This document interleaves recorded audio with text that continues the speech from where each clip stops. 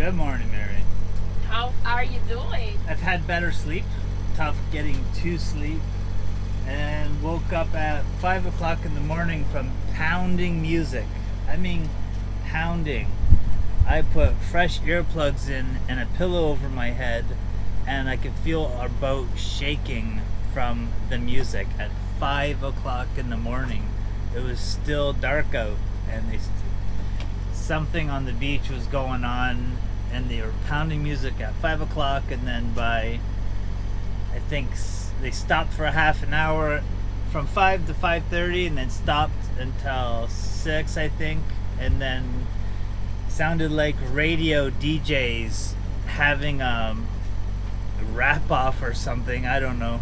It was two voices back and forth, so loud. By the way, it is Sunday, so I would say it was Sunday service for church. So church people were there blasting their music. It didn't sound like church. It sounded I don't know. I don't speak French, so I don't know what they were saying, but it was annoying because we barely had any sleep. Like, the town never sleeps. We are at the bay in Fort-de-France, BC area. If you're going to sleep from Saturday to Sunday here, be ready to wake up at 5 o'clock in the morning and maybe go to bed at 3 o'clock when they finish their partying. We're heading to Anse Noire. It's supposed to be great snorkeling there. Hopefully it's quiet and peaceful because we really need a night's sleep. And it's a very warm, heavy-aired morning, but it's still beautiful to be here. And this should be an easy cross because there's no wind. We're just motoring across, not even putting the sails up. It's only a few miles.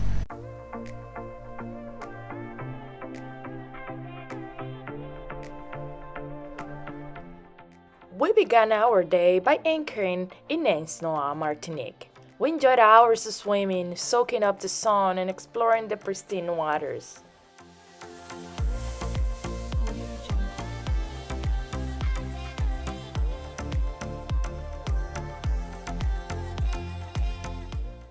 After a relaxing day, we set sail one more time.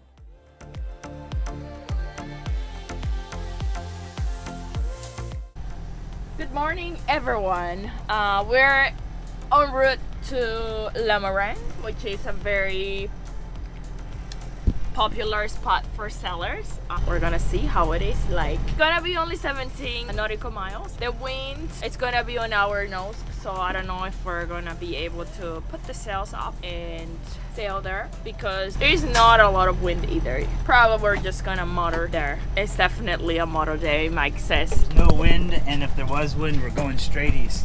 It's going to be most likely on our nose unless we're getting a sea breeze from thermal heat. It's like thermal air coming off the island could give you a sea breeze. If we start feeling a decent sea breeze, I'll raise the sail. I got it already. But right now it's just dodging all these fish traps. They're everywhere. It's a minefield of fish traps. And the sad thing is, what we just left is a very popular swimming beach. Very popular. There's hundreds of people there every day. And there's a reef along the side of the shore, and all along the reef are fish traps. So the one of very few tourist attractions here, they have a very popular snorkeling beach, and they have caught all the fish. So we saw almost no fish on this beautiful coral reef. It's bad for the reef because reefs need things like parrotfish that eat away at the dead coral so new coral can grow, and we never saw any of that. It was pretty barren. There were some tiny little fish. The only fish we saw are ones small enough to squeeze out of their traps. We can't show you from here, but all along the whole swimming area is all markers just like this with fish traps, and it's all along the side of the reef there. And there had to have been almost a dozen abandoned traps there, so ones that were just in bad shape or they got stuck and they just left them there. So they continue trapping fish that just die in there, and it's bad for the reef to be trying to capture every single fish that's there. And then if that wasn't bad enough, they set up nights around the whole beach area to catch what's left of the fish And apparently they so there's just sell nothing them there. at the market like baby fish. Imagine buying a baby parrot. Oh my gosh. It's just fished right out.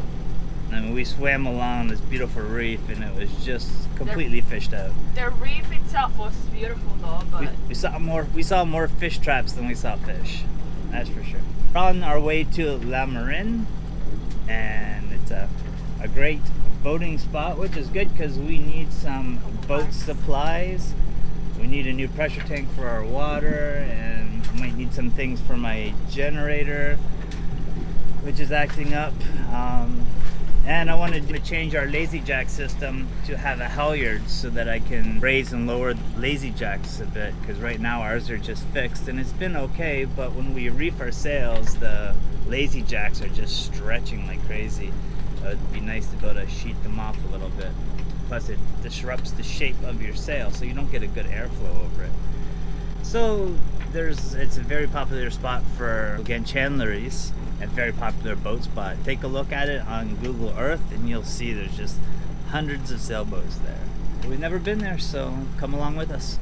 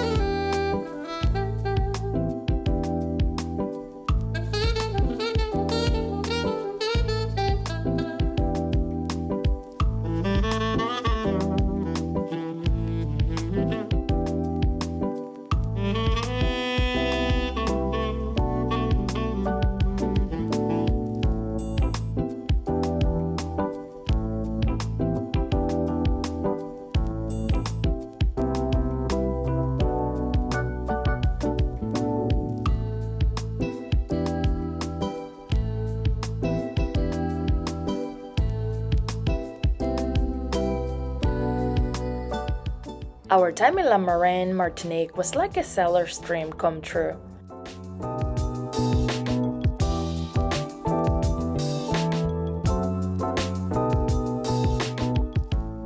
This place had everything we needed for a fantastic stay. During the day, we explored the town, which was bustling with activity.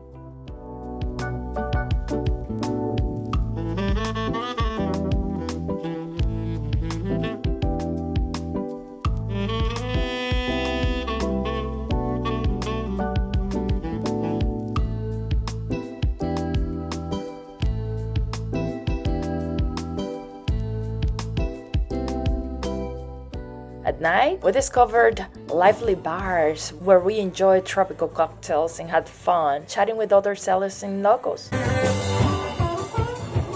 It was a vibrant and friendly atmosphere. And to top it off, there was an incredible live band that had everyone dancing and grooving to the music.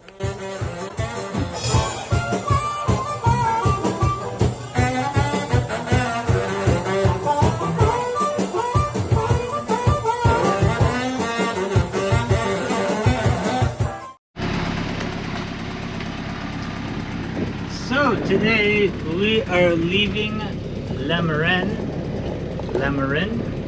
but we're just going outside the bay to St. Anne's. I don't know if we have enough day left to go explore it much, but tomorrow we are on another sail to a new island, St. Lucia.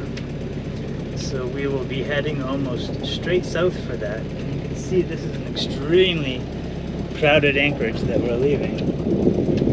The most crowded I've ever been in, and this is like the not so bad part. It just gets more and more busy the further in there you go, until it's just solid boats. Even going through it with your dinghy feels like you gotta go slow. There's so many boats. I couldn't imagine maneuvering inside there to get your boat on those moorings. They probably have pilot boats to help you do that, because it's very tight. But yeah, you see some of the beautiful area we're in. Lots of shallow spots as well. A lot of sunken boats and a lot of sunken sailboats. Yeah, there's a sunken boat there. Right there, there's a sunken boat. There's a few reefs inside this bay, so you really got to watch the charts, watch where you're going. So you're going around boats, and wherever there aren't sailboats is where there is a reef. So you can't just motor your way in the open area. You have to literally weave yourself through the boats, because if you are motoring where there aren't any sailboats, it's because it's too shallow. This is a perfect spot to get provisioning. There's a Carrefour, there's like 30 grocery store within walking distance from the dinghy dock. And there's a couple of chandeliers, but Mike couldn't find the parts he was looking for. Apparently they're a bit more expensive than what we expected, so we didn't get any parts to do any repairs on boat. I guess we're going to wait. Nothing's crucial. It's like our water pressure pump, trying to get some parts to repair our Genoa track travelers, because how they're assembled is like an aluminum disc on a stainless steel pin. You lift the aluminum disc to release the pin. Well, on almost every one of ours, the aluminum has cracked and does not attach to the stainless steel pin anymore. So it's kind of a not great design for longevity. I figured a way to make it work for now. I just put a separate type of traveler in front of it, so that when the sail's under load, it's not creeping itself back. Because the thing we found when we were coming here, our sails kept hearing this creaking sound, and we're looking around like, where's that coming from? Until I realized it was our Genoa traveler inching its way back on the track. And it would do that throughout the day, so it was hard to actually catch that was the problem. But now that it's figured out, luckily I had some extra track pieces to put in there with working pins, so we'll wait to see what we find in the future.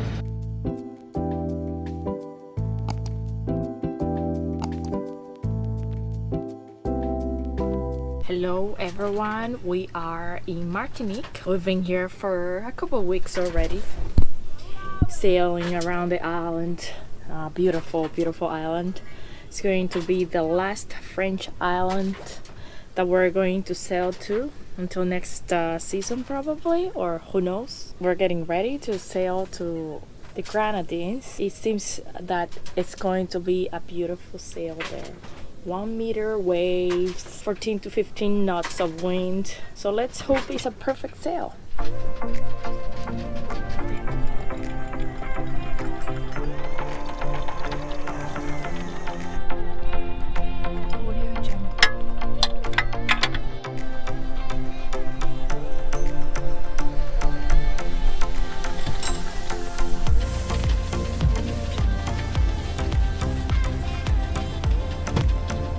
So this is a lot of what sailing is. You're laying down or sitting, just waiting to get to the next destination. Our wind is a little lighter than we anticipated today. It's about 12-ish knots of apparent wind, which means it's only about maybe 9 knots of true wind, because we're going into the wind more than I anticipated. I thought it was going to be a bit more of a beam reach, but it's a real close hauled reach and a close reach. Anyways, it's close to the nose. We're only doing like 4 knots, sometimes 3 knots. It's a slow go, but we're going to get there. It's going to take about 7 hours instead of the 5 we were planning, if we could go 5 knots. But we're moving. It's light wind, which also means there's small waves, so it's a very comfortable ride. And we're just chilling in the cockpit, letting the boat drive itself.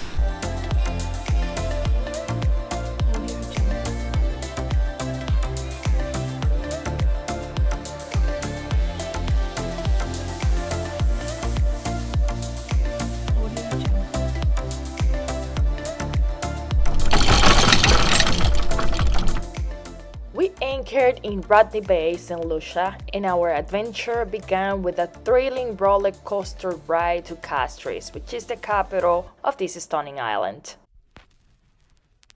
Arriving in Castries, we were greeted by the vibrant colors and bustling energy of the city. Our first stop was the local market, a sensory delight filled with exotic fruits, spices, and handmade crafts.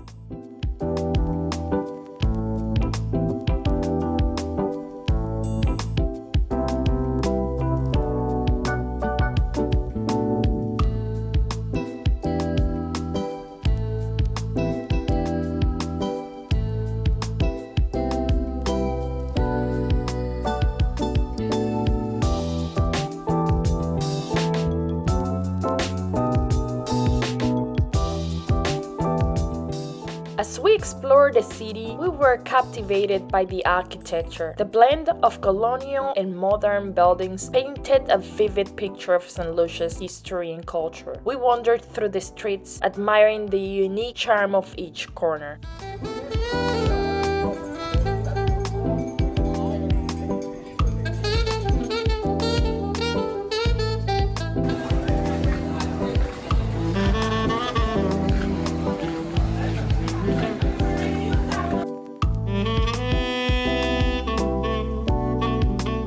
Good morning, everyone. We are leaving St. Lucia. Beautiful sunrise, and it is a little bit after 5:30. We left the anchorage at 5:37, I believe it was, and it was hard to wake up because it was hard to fall asleep. And now we're going to St. Vincent. Read a lot of reviews about St. Vincent, so let's see what it brings us. It's going to be 55 roughly nautical miles to get there, and it's going to take us about 10 to 12 hours depending on the wind, right? Depending on the wind, the current, the weather. So let's hope it's a beautiful sail. We got all the sails up.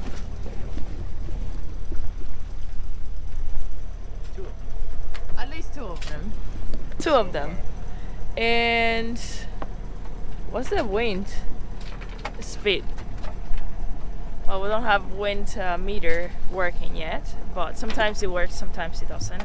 Let me see if the wind meter is working right now.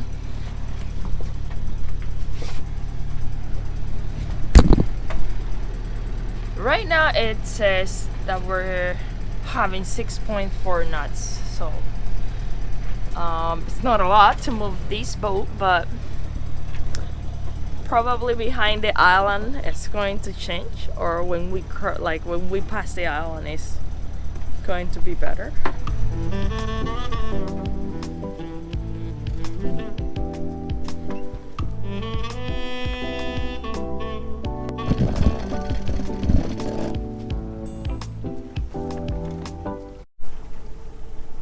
So far we've been really lucky to miss those squalls. You can see them there, a big one there, over here, over there. But it's also pretty dark in front of us.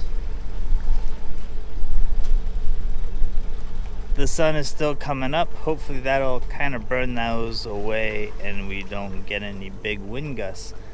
It's only blowing about 6 or 8 knots on our beam, and we just got the motor on idle right now, trying to avoid some of these garbage, seaweed and garbage patches.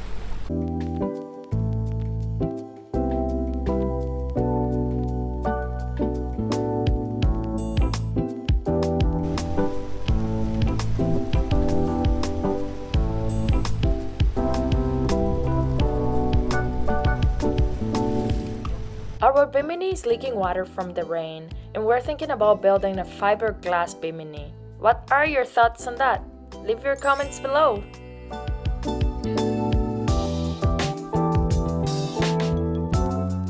And the rain has definitely started.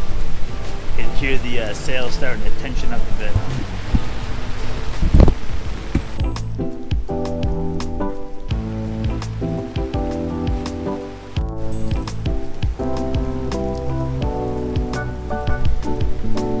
After about a half hour or so of rain, things are lightening up. You can see the sky is getting a little bit brighter, but that rain sucked all the wind out of the air. We got all our sails up, but we are 100% motoring right now. Our wind gauge says 0.0, so I think the wind is behind us 3.8 knots because that's how fast we're going. Hopefully once we round this island a bit, we will start getting that beam reach breeze again. Just scored a free soccer ball. Compliments of the Caribbean Ocean. Where's the wind? Where's the wind? Every time we set sail, we can top, but to feel a sense of excitement, because out in the open ocean, there's always a chance that you will be blessed with the magical sight of dolphins joyfully leaping alongside the boat.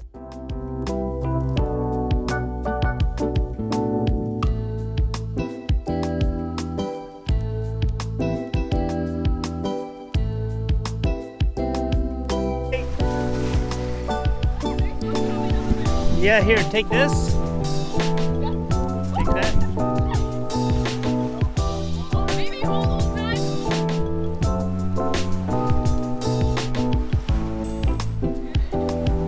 Just as we start getting some wind. I feel like I want to scare them.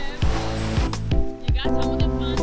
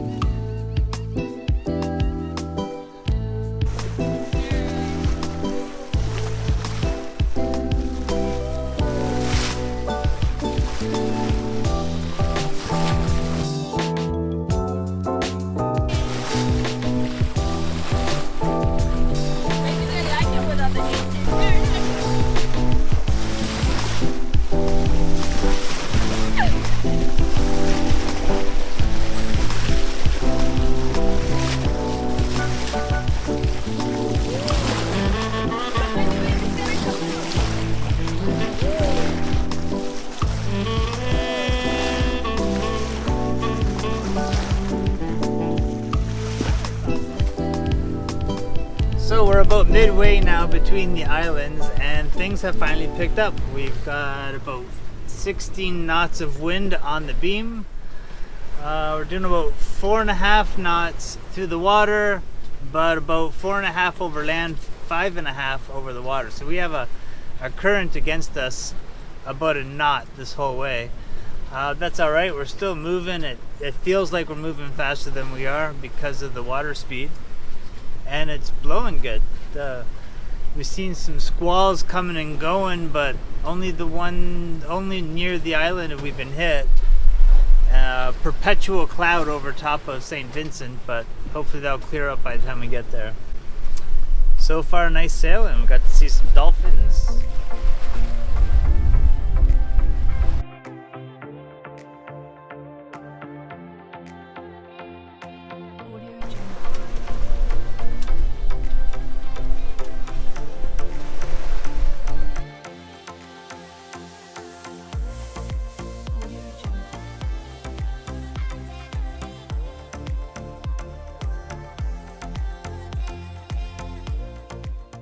In 2021, the eruption at St. Vincent's La Soufrière volcano was like something out of a movie. It threw out tons of ash, lava, and fiery clouds, forcing people to flee for their lives and dramatically changing the island's scenery. Alright, we made it to St. Vincent. It's a beautiful anchorage. It's right outside of what was a live volcano just 2 years ago. A bunch of friendly kids came up to us, talking to us as soon as we got here, asking where we're from and our names and stuff. You read about the place. Somebody had posted about how the boat got boarded and they're hanging onto the lifelines until they got irated and yelled at them basically to get off of their boat. And we got here within minutes. There are kids around our boat. I mean, they're just friendly young 10-year-old kids asking what your name is and where you're from. And Thanks for watching. See you next week for more. Don't forget to like, share, and subscribe.